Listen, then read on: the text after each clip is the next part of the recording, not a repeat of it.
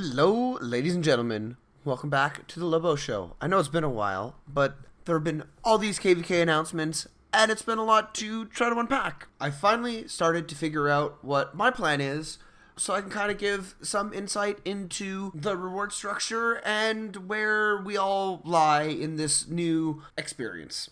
So as you've probably seen by now, there are two main coins that dictate your end of season rewards that you can buy. First up is Conquest coins. I believe you can max out at a total of 5 overall, and that's going to include winning KvK, hitting a certain kills threshold, and being in the top 20 in honor. It's going to be super hard to get up to 5. I feel like most normal players are probably going to get 2, maybe 3 if they really grind it out hard.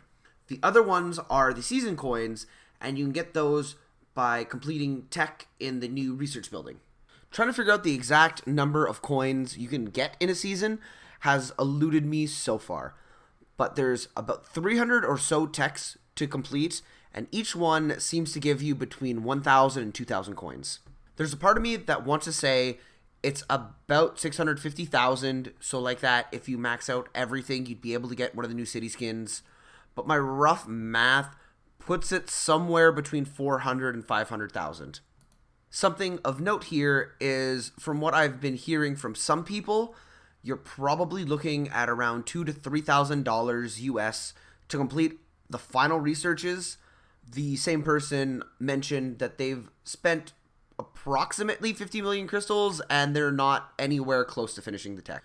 So my game plan, and I think this is where a lot of free-to-play and low-spending players is, you should try to aim for at least 300k coins. I think the most important ones here is to get one of the new legendary blueprints and then all the materials. Now I know what you're thinking. You're going to turn away those 25 free heads. Keep in mind that it's going to cost you 250,000 coins for 25 heads.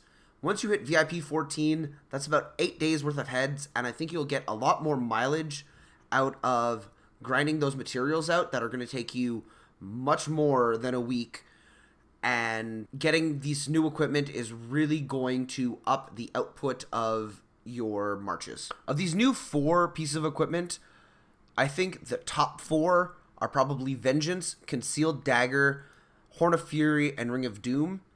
I'm personally leaning somewhere between Horn of Fury and Concealed Dagger. Vengeance seems very good for a lot of infantry marches and Attila Takeda, and Ring of Doom is going to be great for Attila Takeda. Personally, I think the new helmet and weapon slot for all the different troop types is a trap. They cost 2 coins of conquest, and while they are definitely best in slot helmets and weapons, I think you'll get a lot more value out of building the set bonuses if you're going to lean for legendaries, and these new pieces are just so expensive. Even the whaliest of whales are probably going to have a very hard time crafting these anytime soon. Now, the last thing that I haven't talked about yet are the city skins. Topaki Palace, I'm going to save up my conquest points for. I'm kind of fine with trading some of my attack for defense, and the AP recovery sounds really nice. I don't mind if this takes me 3 KvKs to unlock, because at the end of the day, I don't want the other equipment, and I think this is a really solid investment. Now, the other 4 cost you season coins, a lot of season coins on top of it. These are super expensive, and here's just like my rough thoughts. I think Twilight Falls is really great for Archer and Cav players. It's kind of wanted for ages, but I don't know if I'm going to ever be willing to spend 650,000 coins on it. Persian Dreams, the heal speed is nice, but the 3% all troop defense doesn't sell that enough for me. Divine Abode is really nice for Cav players, and 15% resource production could stack up really, really nicely, but it's a huge investment, and I don't know if it's really worth putting off all the other rewards for this.